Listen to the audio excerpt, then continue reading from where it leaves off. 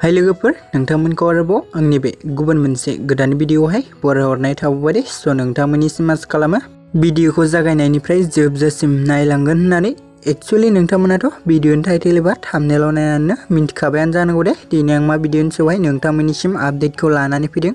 Actually लोगोफोर आं दिनै बे बोसोरावसो फैनाय GAAB फिल्म प्रडाक्शन प्रेजेन्ट बेनारनि आन्डाराव फैनाय आरो बिथां संगीना ब्रह्मनि नाजानायाव जोनोम मोननाय मोनसे आबुं बर' सावथुननि सायाव नोंथांमोननिसिम शेयार खालामनो होनना सानदों दे लोगोफोर। ओमफ्राय लोगोफोर जायफोरा दासिम जुदि चेनेलाव भिडिअखौ गोदानै नायगासिनो दं अब्ला नोंथांमोना चेनेलखौ साबस्क्राइब खालामना लाग्रोबानो जाबाय दे लोगोफोर।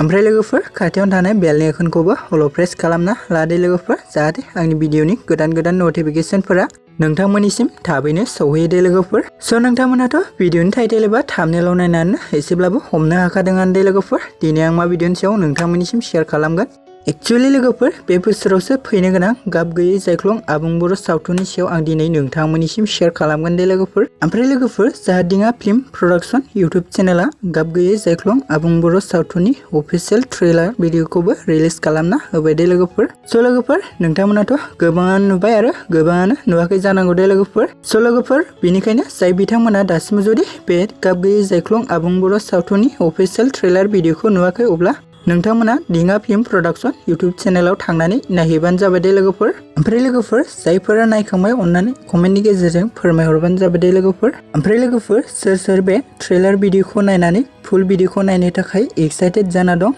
स' नोंथांमोना कमेन्टनि गेजेरजों आंनिसिम खिन्थाहरबानो जाबाय दे लोगोफोर। एक्चुअली लोगोफोर जों बे गाब गैयै जायख्लं आबुं बर' सावथुनाव गाहायै फाव खालामनायखौ नुनो मोनदों संगीना, नेरसोन, पिंकी, मुलुग, ओमप्रकाश, मोहिनी, राइबेल, थमसन, बिग्राय, कामिनी, जुरि आरो लोगोफोर बिथांमोनजों लोगोसे जों बे गाब गैयै जायख्लं आबुं बर' सावथुनावहाय गोबां गोजाम आरो गोदान आर्टिस्टफोरनि फाव खालामनायखौ नुनो मोनदों दे लोगोफोर। एक्चुअली लोगोफोर नोंथांमोनाथ' गोबाङानो मिन्थिखायोआनो जानांगौ दे लोगोफोर जाहा बे भिडिअनि डिरेक्टरखौ सोर खालामदों होननानै बुङोब्ला स' लोगोफोर जाहा बे भिडिअनि डिरेक्शनखौ खालामदों बे भिडिअनिनो गाहाय फावखुंग्रि संगीना ब्रह्म बिथाङानो दे लोगोफोर। ओमफ्राय लोगोफोर जाहा बे भिडिअनि प्रडिउसाराव दं मुलुग बर' बिथाङा दे लोगोफोर। एक्चुअली लोगोफोर बे गाब गैयै जायख्लं आबुं बर' सावथुननि स्ट'रि एन्ड स्क्रिप्टखौ होदों आरो उनाव बिथाङा दे लोगोफोर आरो लोगोफोर DOPखौ खालामदों प्रबिन बसुमतारीजों लोगोसे थुलुंगा बसुमतारी दे लोगोफोर। स' लोगोफोर जाय बिथांमोना दासिम जुदि बे गाब गैयै जायख्लं आबुं बर' सावथुननि अफिसियेल ट्रेलार भिडिअखौ नायाखै अब्ला